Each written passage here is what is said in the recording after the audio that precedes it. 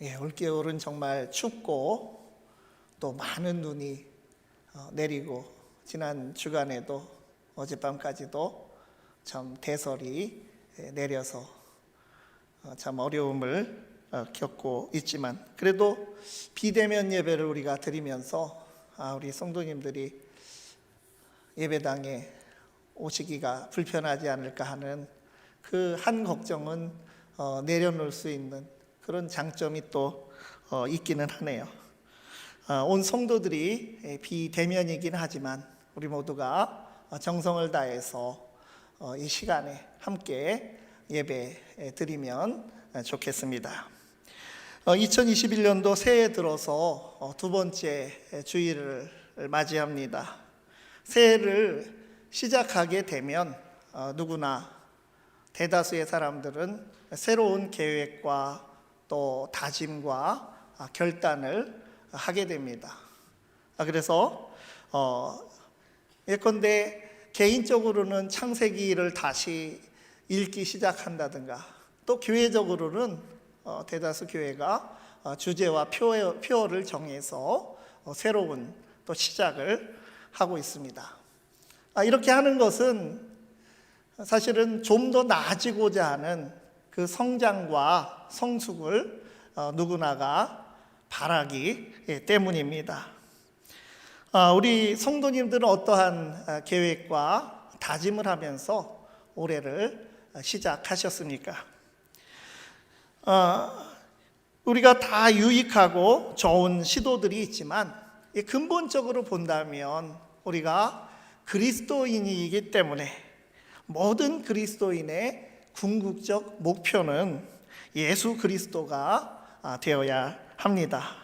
예수님을 닮아가는 것이 우리의 목표가 되어야 되고 그것이 바로 가장 밑바탕에 깔려 있어야 한다고 하는 것입니다. 오늘 본문 말씀은 성경에서 유일하게 나오는 소년 예수님의 성장기에 관한 일화를 우리에게 알려주는 말씀입니다.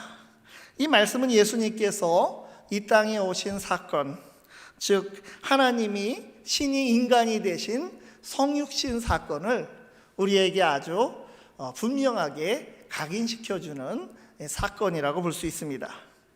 하나님의 아들 예수님께서 메시아로 이 땅에 오신 것은 호련히 영으로 왔다가 가신 것이 아니라 실제 인간이 되시고 인간으로서의 모든 시간과 경험을 몸소 겪으시며 살아간 성육신 사건인 것입니다. 오늘 읽은 말씀 중에 41절에서 51절까지의 말씀은 예수님이 다른 유대인들의 관례대로 6월절에 그 소년기에 예루살렘에 갔던 일화가 소개되고 있고 이 사건 기록 앞뒤로 40절과 또 맨 마지막에 52절은 예수님의 성장 과정을 요약한 쌍둥이 같은 그 말씀이 있습니다. 40절은 예수님의 출생에 관한 1장에서부터 쭉 길게 이어졌던 예수님의 출생 이야기에 대한 결론격으로 들어와 있고 또 52절은 예수님의 소년기 기록, 오늘 우리 본문의 짧은 소년기 기록을 마치면서 나타나고 있습니다. 이 두 개의 말씀을 차례로 읽어보겠습니다.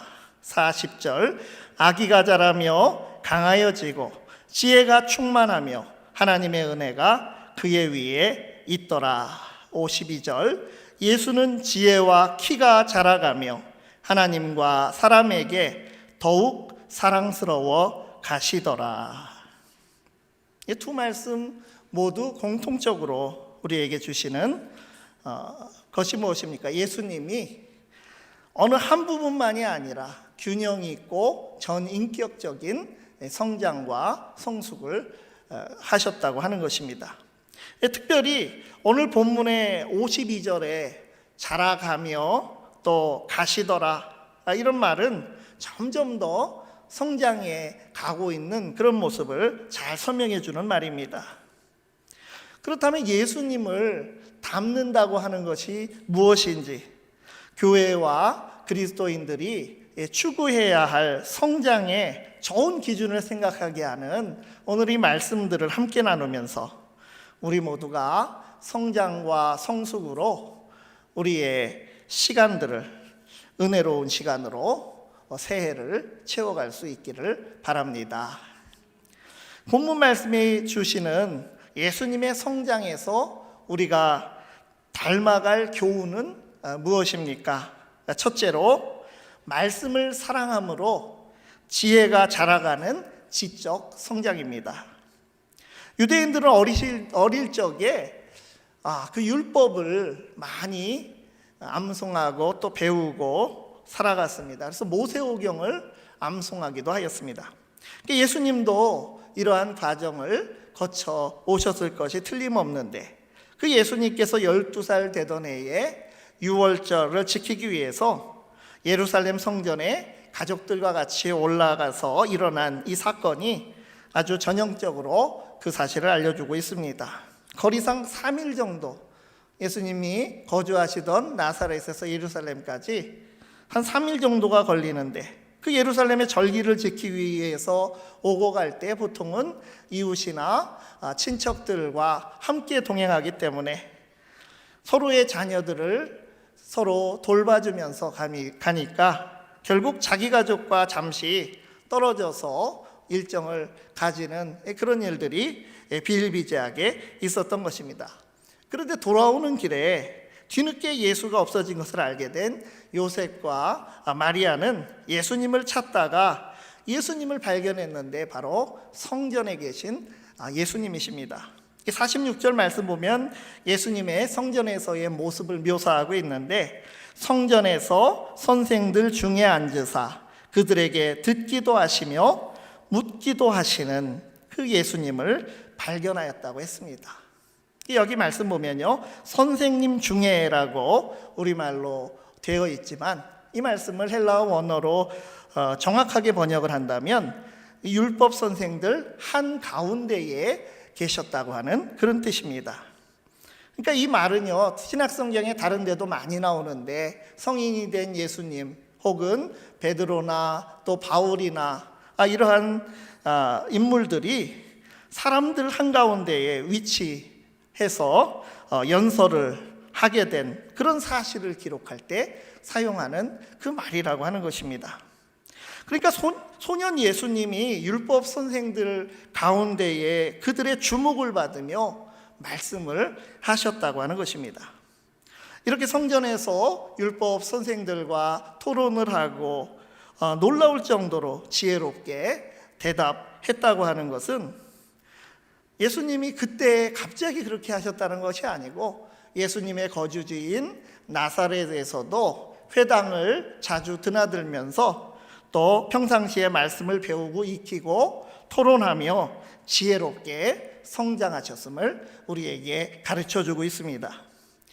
소년 예수님이 지혜와 키가 자라며 라고 하는 말씀은 1차적으로는 지적인 성장과 신체적인 그런 일반적인 성장을 말하고 있지만 단순한 지능의 성장을 넘어서서 예수님의 지혜의 자람은 말씀 중심의 성장을 말하고 있는 것입니다. 예수님을 닮아가는 그리스도인들이 예수님의 말씀에 대한 자세를 보면서 우리는 어떻게 교훈을 얻고 살아갈 수 있겠습니까? 평생 성경을 배우고 지혜와 통찰을 얻어서 살아감이 마땅한 것입니다. 또한 교회는 성경 중심으로 배우고 나누고 또 실천하는 모임으로 거듭나야 합니다. 성경을 많이 읽거나 듣는 것은 우리에게 영적인 풍요함을 가져다 줄 것이고 또 성경을 암송하는 것은 삶의 어려운 순간순간에 그 말씀이 우리에게 좋은 방패가 되고 또 무기가 될 것입니다. 또한 성경을 필사하는 것은 또 좋은 말씀 훈련이 될 것이고 성경을 건전한 기회를 통해서 공부하는 것도 말씀의 깊은 뜻을 알아가는 길이 되어서 신앙의 기초가 되고 지혜의 샘물로 인도할 것입니다.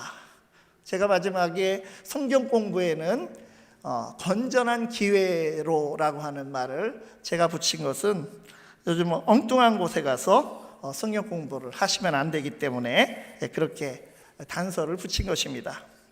예수님이 성전이나 회당에서 율법의 말씀을 듣고 묻고 대답하시며 또 익히고 배우고 생각하며 지혜로 성장하신 것처럼 우리가 성경 말씀의 의미와 씨름하며 궁금해하고 묻고 듣고 답하는 과정을 통해서 더 든든한 믿음의 기초 위에 서고 성숙한 신앙인이 될 수 있을 것입니다.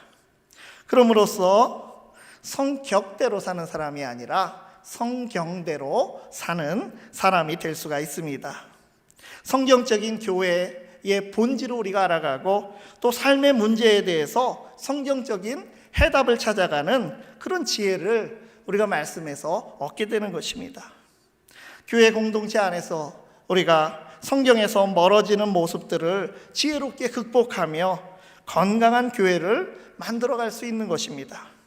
또한 교회 밖의 현대사회는 어떻습니까? 얼마나 많은 도전이 있습니까? 점점 더 하나님을 인정하지 않는 회의적인 조류가 강하게 흐르고 있고 때로는 기독교에 대한 부당한 도전이 있기도 하고 또 우리 자신이 스스로 또 미숙함으로 인해서 말씀에서 멀어진 모습으로 비판에 직면하기도 하지만 그럼에도 우리는 다시 그때마다 말씀으로 돌아와서 말씀에서 나오는 지혜로 온유하게 대처하여 믿음을 지켜나가고 신앙의 순수성을 회복해 나아가야 하는 것입니다. 올 한 해도 말씀의 지혜로 성장하는 우리 모두가 되기를 바랍니다. 두 번째로 오늘 이 말씀을 통해서 우리가 배울 교훈은 하나님께 사랑스러워가는 영적 성장입니다. 52절 말씀 끝에 나오는 사랑스러워 가시더라 라고 하는 말을 우리가 더 세밀하게 뜻을 살펴보면 우선 예수님의 성장기를 그냥 사랑스러워 가셨더라 사랑스러우셨더라 가셨더라고 하지 않고 사랑스러우셨더라 이렇게 해도 될 것 같은데 더욱 사랑스러워 가시더라 라고 하는 이 말씀으로 번역이 되어 있습니다. 이거 원문을 반영한 것입니다. 지혜와 키가 자라갔던 것처럼 사랑스러움도 계속 자라갔음을 명확하게 강조하는 그런 말씀입니다. 또한 사랑스러우라고 하는 말, 우리가 보통 은혜라고 하는 카리타스라고 하는 말에서 나온 말입니다. 그러니까 하나님에게나 사람에게 사랑스러워 가시더라 이 말씀은 하나님과 사람에게 은혜가 성장했다는 말이고 호의가 성장했다고 하는 뜻입니다. 그러니까 하나님과의 관계에서 은혜로운 관계가 되어가고 또 사람과의 관계에서 호의로운 관계가 점점 더 성장해 갔다고 하는 그런 뜻입니다. 더욱 어떻게 해 가시더라고 하는 그 사랑스러움의 성장과 증가가 이 본래의 그 언어는 장애물이 있어도 전진하고 진전되고 추진되고 진행되고 성장했다고 하는 그런 어감이 있는 말씀이 바로 이 간단해 보이지만 그 원어적인 의미가 그렇게 세밀하게 들어있다고 하는 것입니다. 예수님은 누구보다 하나님과의 관계에서 성장을 이루셨습니다. 우리가 보통 그런 말씀을 많이 들어보셨을 것입니다. 충분한 사랑을 받은 사람이 건강한 인격을 가질 수 있다. 대개는 가까이 있는 부모나 조부모나 그런 사람의 사랑인 경우를 말합니다. 그렇지만 인간은 누구도 완전한 사랑을 줄 수가 없습니다. 완벽한 인간관계라고 하는 것, 이것은 존재하지 않습니다. 그러나 요한일서 4장 16절에 하나님은 사랑이시라 이 말씀처럼 하나님은 사랑 그 자체이시고 그렇게 말할 수 있을 정도로 우리를 향한 하나님의 사랑은 크고 완전하신 사랑입니다. 우리 각 사람이 하나님을 알고 믿기에 앞서서 이미 하나님께서 우리를 택하시고 또 사랑하시고 부르셨기에 하나님을 만나게 된 그런 관계가 바로 하나님과 우리의 관계라고 하는 것입니다. 하나님의 사랑은 독생자 예수 그리스도를 우리를 위해서 내어주신 사랑입니다. 희생하신 사랑입니다. 밖에서 우리가 어려운 일이 있어도 또 가정에 들어왔을 때 또는 가까운 친구나 또 어떤 나를 돕는 사람이 나를 지지해주고 또 사랑해주면 그 사람은 그 사랑의 힘으로 견뎌내고 또 살아갈 수 있다고 하죠. 그렇다면 말입니다, 완전하신 하나님의 사랑, 태초로부터 우리를 사랑하시고 또 우리를 향해 신실하게 일하고 계신 그 하나님의 사랑을 알고 신뢰하며 살아갈 때 우리가 어떤 상황과 어려움도 능히 이기고 승리하는 삶을 살아갈 수 있는 것입니다. 우리가 힘든 시기를 지나고 있지만 하나님과 사랑의 관계가 날로 깊어지고 그 사랑의 기초 위에 우리가 든든하게 서서 감사의 제목이 늘어나고 기쁨과 행복이 넘치는 삶으로 하나님 아버지의 뜻에 또 응답하는 복된 삶이 될 수 있기를 바랍니다. 세 번째로 우리가 배울 교훈은 사람에게 사랑스러워가는 사회적 성장입니다. 인류의 타락은 관계의 깨어짐이었습니다. 그리고 하나님께서 우리에게 주신 구원은 관계의 회복입니다.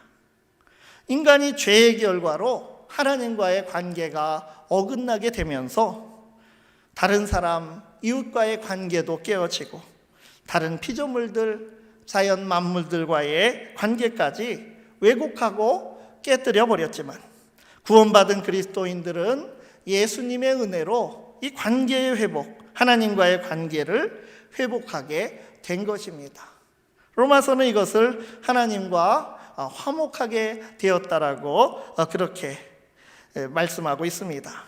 그러므로 우리도 예수님의 본을 따라 이제는 하나님과의 회복된 관계 속에서 다른 사람과의 관계, 또 피조물과의 관계의 회복을 위해서 나아가야 하는 것입니다. 그리스도인은 하나님의 관계와 말씀의 지혜라고 하는 영적 성장과 함께 사회적 성장이 함께 같이 가야 하는 것입니다. 예수님은 하나님과의 관계도 은혜로워지시고 사람과의 관계도 더욱 사랑스러워지는, 사랑을 주고받는 관계가 되었다고 했습니다. 예수님께서는 하나님과 인류의 관계를 회복하여 세상을 구원하는 사명을 띠고 이 땅에 오신 메시아로서 그러한 자의식을 가지고 성장하셨습니다.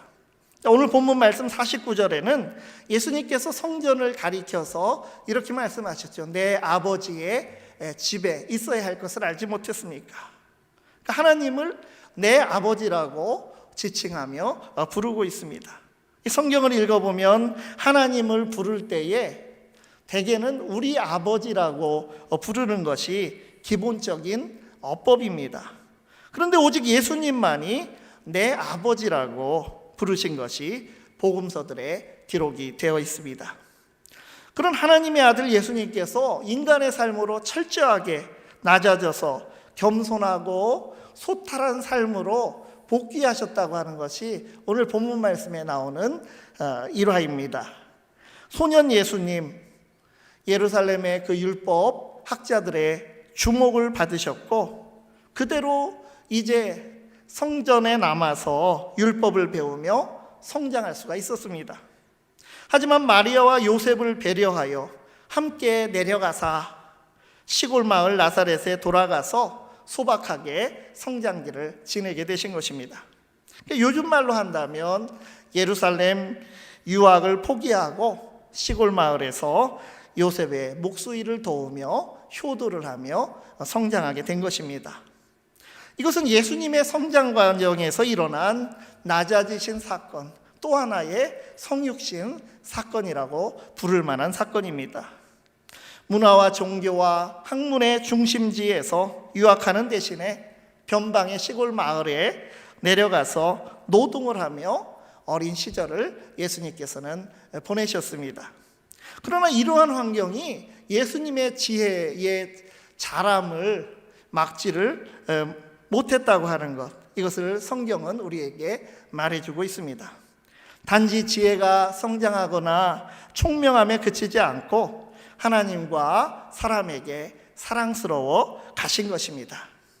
우리가 자녀를 키울 때 공부하라고 강조하지만 남을 배려하는 인격을 갖추도록 교육하는 것을 소홀히 하게 된다면 어떻게 성장을 하겠습니까? 자녀들이 신앙생활을 잘하기를 바라면서 부모인 나의 모습이 세속적 가치로 물든 모습을, 그런 판단을 순간순간 보여주며 살아간다면 우리 자녀들도 그렇게 물들어 버릴 것입니다. 그래서 성경의 지식과 함께 이 성경이 우리에게 가르쳐주는 핵심이 무엇인가? 예수 그리스도로 말미암아 선명하게 보여주신 하나님의 사랑을 증언하는 것임을 우리가 알고 우리가 받은 사랑을 실천하는 삶으로 세상을 향해 나아가야 하는 것입니다. 예수님은 지혜와 키가 그 지적 성장과 신체적, 육체적 성장만이 아니라 영적 성장과 사회적 성장이라고 하는 전인격적 성장을 하셨습니다. 사람에게도 더욱 사랑스러워 가시던 예수님을 본받아 살아가야 할 우리 그리스도인과 교회들은 사회적으로 사랑과 호의적인 관계가 더욱 증진되고 있는가, 아니면 감소되고 있는가, 우리가 돌아봐야 되겠다고 하는 것입니다. 오히려 악화되어서 소금과 빛의 사명이 아니라 사회적으로 그리스도인과 한국교회가 선한 영향력도 존재감도 없어지고 있지 않은가? 이 시대 사회적 신뢰를 상실한 한국교회가 명심해야 할 성장의 모습이 바로 이 사회적 성장의, 예수님의 그러한 사회적 성장의 모습입니다.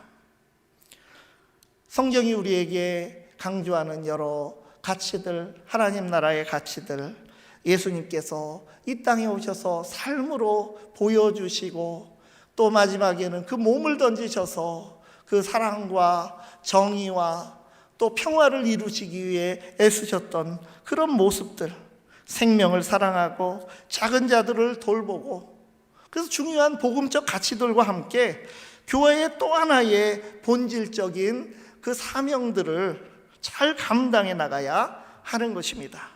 또한 교회 중심주의가 아니라 사회와 소통하면서 공공선을 존중하면서 사회적으로 더욱 사랑스러운 교회와 그리스도인으로 성숙하기를 바랍니다.